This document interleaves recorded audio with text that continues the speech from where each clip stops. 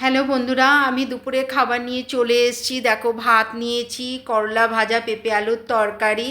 দেখো, খাওয়া স্টার্ট করে দিয়েছি। বেশ বেলা হয়ে গেছে। আগে মেয়ে খেয়ে নিয়েছে, এবার আমি খেতে বসেছি। খেতে খেতে ভাবলাম তোমাদের সঙ্গে একটু গল্প করি। এখন মেয়েকে নিয়ে বেরোবো, পুজোর কিছু কেনাকাটি আছে।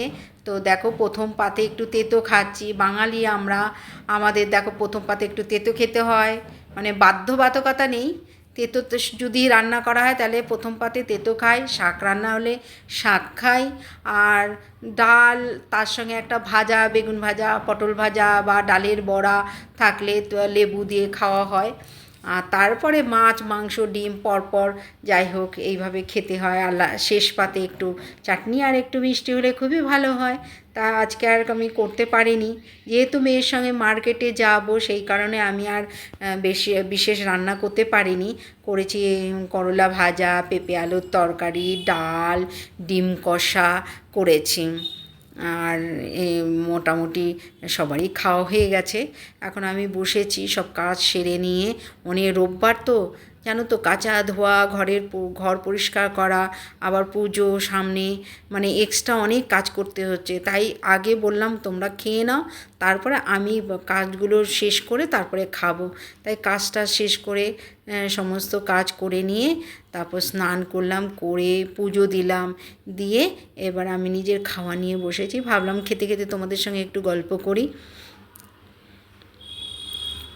মেয়ে মার্কেটে যাবে বলে রেডি হচ্ছে, আর আমিও খেয়েই রেডি হয়ে মেয়েকে নিয়ে বেরিয়ে পড়ব।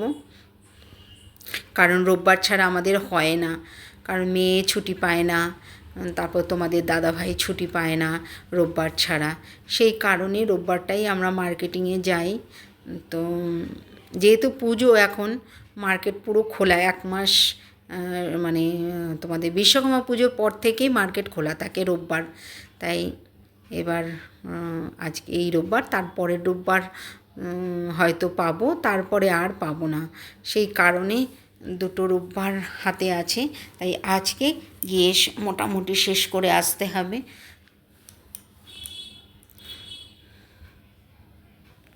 এখন বেশ বেলা হয়ে গেছে।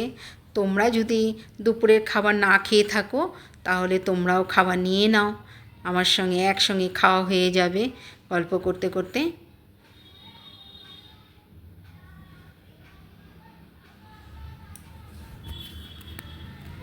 আবার মার্কেট থেকে এসে আবার রাতের রান্না করতে হবে, কারণ সকালের বিশেষ কিছু সেরকম করা হয়নি।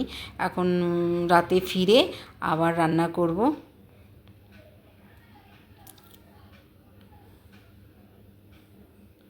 যেহেতু তাড়াহুড়ো করে খেতে হবে, সেই জন্য বাকি খাবারগুলো আমার খাবো না। এমনিতেও একটুখানি জার্নি করতে হবে, বাসে ওঠো, অটোতে ওঠো, এসব করার জন্য আমি খাবারটা কমই নিয়েছি। বেশি খেয়ে দৌড়াদৌড়ি করা খুব মুশকিল। তাই অর্ধেক খেলাম, অর্ধেক পদ আর কি, অর্ধেক পদ খেলাম, আবার বাকিটা রাতে এসে খাবো। কী কী কিনবো মার্কেট থেকে সবই তোমাদেরকে দেখাবো। দেখো, তোমাদের সঙ্গে গল্প করতে করতে আমার খাওয়াও হয়ে গেল। আজকে ব্লগটা এখানেই শেষ করলাম। টাটা।